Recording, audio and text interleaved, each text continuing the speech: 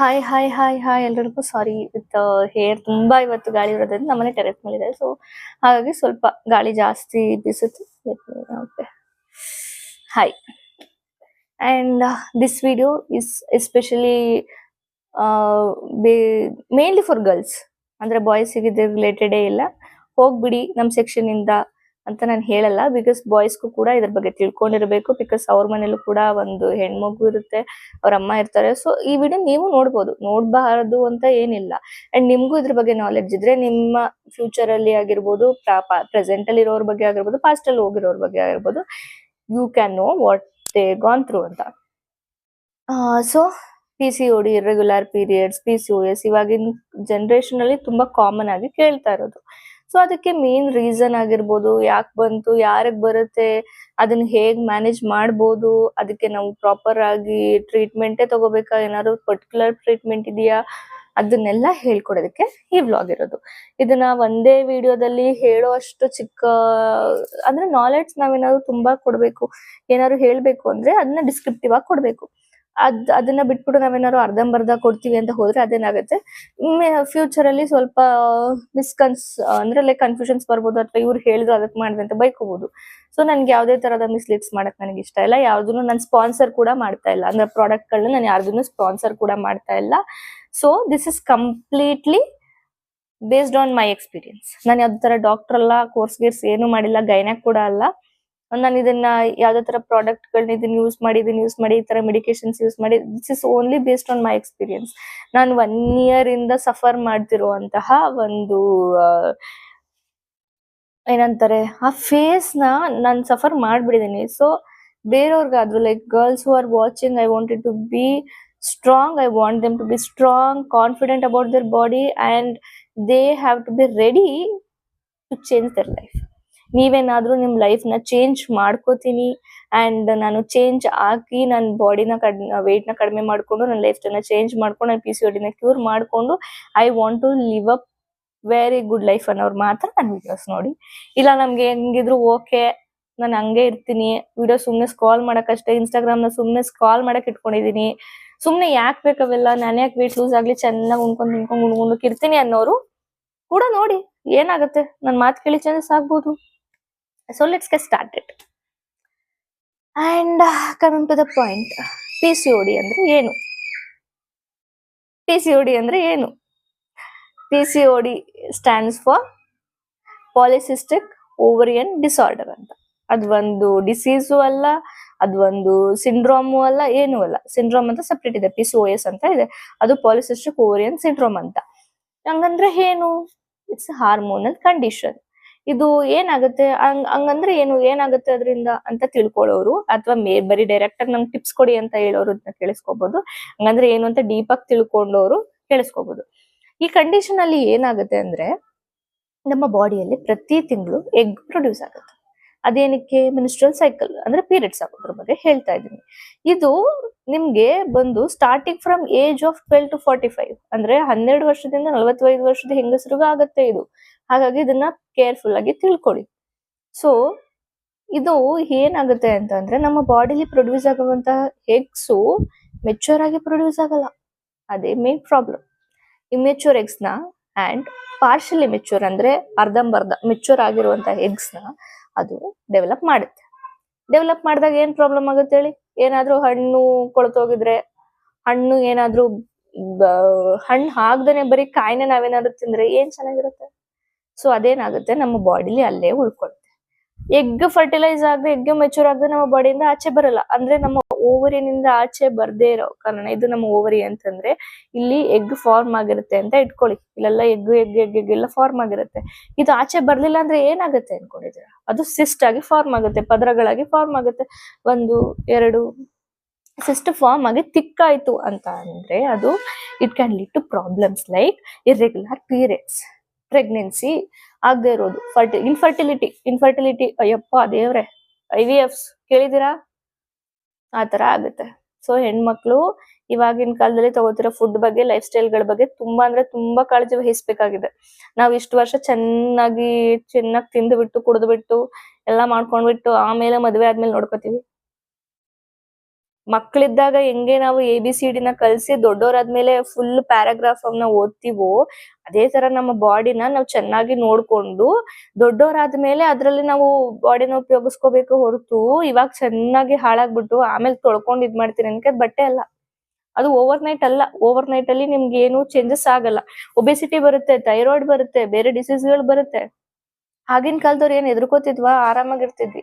ಆಗಿನ ಕಾಲದವ್ರು ಯಾರು ಪಾರ್ಟಿಗೆ ಹೋಗ್ತಿರ್ಲಿಲ್ಲ, ಕುಡಿತಾ ಇರ್ಲಿಲ್ಲ, ಚೆನ್ನಾಗಿ ಅಷ್ಟು ನಾನ್ ವೆಜ್ ಗಿನ್ವೆಜ್ ತಿಂತಾ ಇರ್ಲಿಲ್ಲ. ಹೆಣ್ಮಕ್ಳು ಯಾಕೆ ನಾನ್ ವೆಜ್ ನ ತುಂಬಾ ಕಡಿಮೆ ತಿಂತಾರೆ ಅಂದ್ರೆ ವಾರಕ್ಕೂ ನಾವ್ ಬರೀ ಈ ವಾರ ತಿನ್ನಲ್ಲ, ಈ ವಾರ ತಿನ್ನಲ್ಲ. ನಮ್ಮಮ್ಮ ತಿಂತಿರ್ಲಿಲ್ಲ, ನಾವ್ ಎಲ್ಲಾ ವಾರನೂ ತಿಂತಾ ಇದ್ದೆ. ಅಂದ್ರೆ ಬಾಡಿ ತಡ್ಕೊಳಕ್ ಆಗಲ್ಲ. ಹೆಣ್ಮಕ್ಳ ಬಾಡಿ ಎವ್ರಿ ಮಂತ್ ಚೇಂಜ್ ಆಗುತ್ತೆ, ಎವ್ರಿ ಇಯರ್ ಚೇಂಜ್ ಆಗುತ್ತೆ. ಯಾಕೆ ಅನ್ಕೊಂಡಿದೀರಾ? ನಮ್ಮಲ್ಲಿ ಚೇಂಜಸ್ ಆಗುವಂತ ಹಾರ್ಮೋನ್ಸ್ ಇಂದ ಆಗಿರ್ಬೋದು. ಅದಾದ್ಮೇಲೆ ನಮ್ಮ ಬಾಡಿ ಕಂಡೀಷನ್ ತುಂಬಾ ವರ್ಸ್ಟ್ ಆಗ್ತಾ ಹೋಗ್ಬಿಡುತ್ತೆ ನಾವೇನಾದ್ರು ಕೇರ್ ಮಾಡಿಲ್ಲ ಅಂತ ಅಂದ್ರೆ. ಅಂಡ್ ಆ ಇಮ್ಮೆಚೂರ್ ಎಗ್ಸ್ ಫರ್ಟಿಲೈಸ್ ಆಗದೆ ಇದ್ದಾಗ ಏನಾಗುತ್ತೆ, ಇರ್ರೆಗ್ಯುಲರ್ ಪೀರಿಯಡ್ ಆಗುತ್ತೆ. ಇರ್ರೆಗ್ಯುಲರ್ ಪೀರಿಯಡ್ಸ್ ಆದಾಗ ಏನಾಗುತ್ತೆ, ನಮ್ಮ ಬಾಡಿಗೆ ಬೇಕಾದಂತಹ ಬೇಡದೇ ಇರೋಂತಹ ಎಲ್ಲವೂ ಒಂದೇ ಕಡೆ ಕೂತ್ಕೊಂಡು ಹಾಳಾಗಿ ಹೋಗ್ತೀವಿ.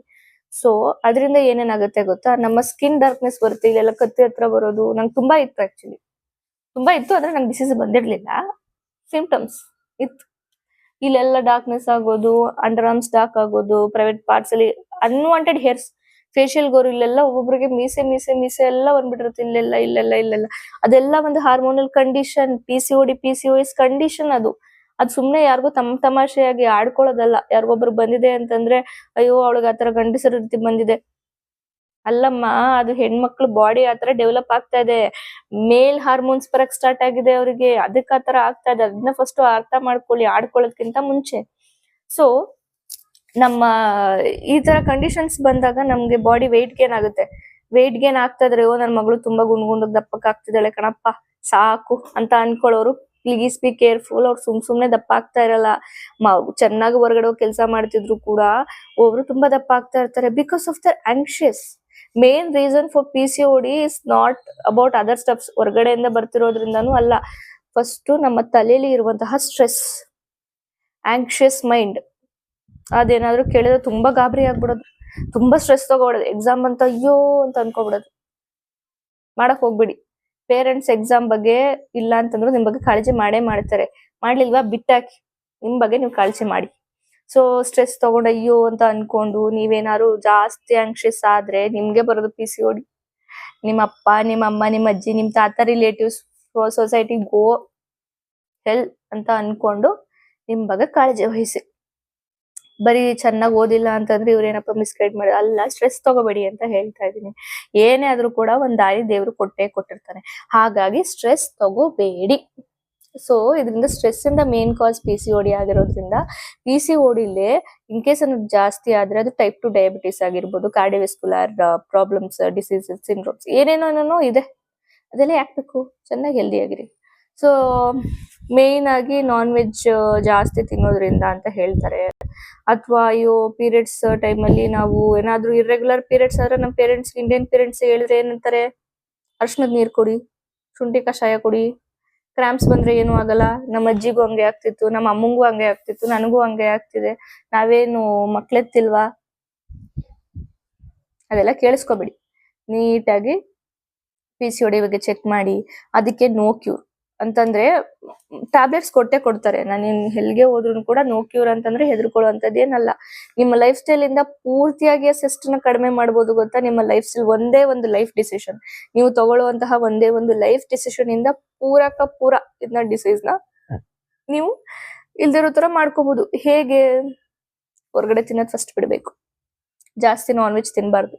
ಜಾಸ್ತಿ ಪಿಜ್ಜಾ ವಾಟ್ ಎವರ್ ಏನ್ ಕಡ್ಡಿ ಕಸ ಏನೇನ್ ತಿಂತಿದ್ರೆ ಅದೆಲ್ಲ ತಿನ್ಬಾರ್ದು. ಬೇಡದೆ ಇರೋಂತಹ ಆಲ್ಕೋಹಾಲಿಕ್ ಕನ್ಸ್ಯೂಮ್ ಮಾಡೋದಾಗಿರ್ಬೋದು, ಸ್ಮೋಕಿಂಗ್ ಆಗಿರ್ಬೋದು, ಅದೆಲ್ಲ ಮಾಡಬಾರ್ದು. Because those are not good for your body.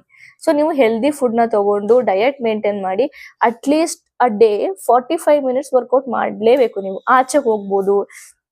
And insulin spike ನ ಕಡಿಮೆ ಮಾಡ್ಕೋಬೇಕು. ಅಂದ್ರೆ ತುಂಬಾ ಶುಗರ್ ತಿನ್ನೋದು, ಸಿಕ್ಕಿದಾಗೆಲ್ಲ ತಿನ್ನೋದು, ಕ್ರೇವಿಂಗ್ಸ್ ಜಾಸ್ತಿ ಇರುತ್ತೆ. PCOD ಟೈಮಲ್ಲಿ ನಿಮ್ಗೆ ಆತರ ಜಾಸ್ತಿ ಇರೋದು ಕ್ರೇವಿಂಗ್ಸ್ ತುಂಬಾ ಇರುತ್ತೆ. ತಿನ್ಬೇಕು, ಅದನ್ನೆಲ್ಲ ಕಡಿಮೆ ಮಾಡ್ಕೋಬೇಕು. ಅಂಡ್ ಬಿಸ್ಲಿಗೆ ಹೋಗ್ಬೇಕು. ಮೇನ್ ಆಗಿ ಬಿಸ್ಲಿಗೆ ಹೋಗಿ ಬಿಸ್ಲಿಗೆ ಚೆನ್ನಾಗಿ ಕಾಯ್ಬೇಕು. ಒಂದೇ ಕಡೆ ಕೂತ್ಕೊಂಡಿರ್ಬಾರ್ದು, ಆಕ್ಟಿವಿಟೀಸ್ ಇರ್ಬೇಕು. ಒಂದೇ ಕಡೆ ಕೂತ್ಕೋ ಕೆಲಸ ಇದ್ರು ಕೂಡ ಒಂದ್ 5 ನಿಮಿಷ ಬ್ರೇಕ್ ತಗೊಂಡು ವಾಕ್ ಮಾಡಿ ಏನಾದ್ರೂ ಒಂದ್ ಮಾಡ್ತಾ ಇರ್ಬೇಕು. ಒಟ್ನಲ್ಲಿ ಆಕ್ಟಿವಿಟೀಸ್ ಇರ್ಬೇಕು. ಡೈಲಿ ಹಾಫ್ ಅನ್ ಅವರ್ ಆದ್ರೂ ನೀವು ವಾಕಿಂಗ್ ಮಾಡ್ಲೇಬೇಕು. ನಿಮ್ಮ ಹೆಲ್ತ್ ಚೆನ್ನಾಗಿರ್ಬೇಕು ಅಂದ್ರೆ ನೀವು ತಗೊಳ್ಳೋ ಒಂದು ಡಿಸಿಷನ್ ಇಂದ ಮಾತ್ರ ಸಾಧ್ಯ. ಸೊ ನಾವು ಲೈಫ್ ಟೈಮ್ ಚೇಂಜ್ ಮಾಡ್ಕೊಂಡು PCOD ನ ಕ್ಯೂರ್ ಮಾಡ್ಕೋತೀವಿ ಅಂತಂದ್ರೆ ಪ್ಲೀಸ್ ನನ್ನ ನೆಕ್ಸ್ಟ್ ವಿಡಿಯೋನ ನೋಡಿ do follow my tips and my guide. ಅಂದ್ರೆ ನಿಮ್ಗೆ ಇನ್ ಕೇಸ್ ಏನಾದ್ರು ಪ್ರಾಬ್ಲಮ್ ಇದೆ, ನಾವೇನಾದ್ರು ಮಾಡ್ಬೇಕು ಅಂತಂದ್ರೆ ನೀವು ಡಾಕ್ಟರ್ ಹತ್ರ ಕನ್ಸಲ್ಟೇಷನ್ ಮಾಡ್ಕೊಳ್ಳಿ. ಇಲ್ಲ ಅಂತಲ್ಲ, ಬಟ್ ಇದೇ ತರ ನಮ್ಗೆ ಲೈಫ್ ಅದನ್ನ ಸ್ಕ್ಯಾನ್ ಮಾಡ್ಕೊ ಬಂದು ಅವ್ರೇನಾದ್ರು ಇನಿಷಿಯಲ್ ಸ್ಟೇಜಸ್ ಅಲ್ಲಿ ಇದೆ ಅಂತ ಏನಾದ್ರು ಹೇಳ್ಬಿಟ್ರೆ ಇವರು ಲಕ್ಕಿ, ವೆರಿ ವೆರಿ ಲಕ್ಕಿ. ಯಾಕೆ ಹೇಳ್ತಿದೀನಿ ಗೊತ್ತಾ? ಮೆಡಿಕೇಶನ್ಸ್ ನ ತಗೊಳ್ದೆ ನೀವು ಕ್ಯೂರ್ ಮಾಡ್ಕೋಬಹುದು ಅದನ್ನ, ನಿಮ್ಮ ಜಸ್ಟ್ ಲೈಫ್ ಸ್ಟೈಲ್ ಚೇಂಜಸ್ ಇಂದಾನೆ. So for more contents, for more information ನನ್ನನ್ನು ಫಾಲೋ ಮಾಡಿ, ಸಬ್ಸ್ಕ್ರೈಬ್ ಮಾಡಿ. ನನ್ನ ನೆಕ್ಸ್ಟ್ ವಿಡಿಯೋದಲ್ಲಿ ನಾನು ಇದ್ರ ಬಗ್ಗೆ ಹೇಗೆ ಅದನ್ನ ಓವರ್ಕಮ್ ಮಾಡಬಹುದು ಅಂತ ಹೇಳ್ತೀನಿ. And keep watching. This is Gaanvi. And next time ನಾನೇನಾದ್ರೂ ನನ್ನ ಅಕೌಂಟ್ ಹುಡುಕ್ಬೇಕಂದ್ರೆ it's that's GN. So stay tuned and follow, share, subscribe, like ಎಲ್ಲ ಮಾಡಿ. Thank you. Wait for my next video. Until then, see you. Love you. Bye bye.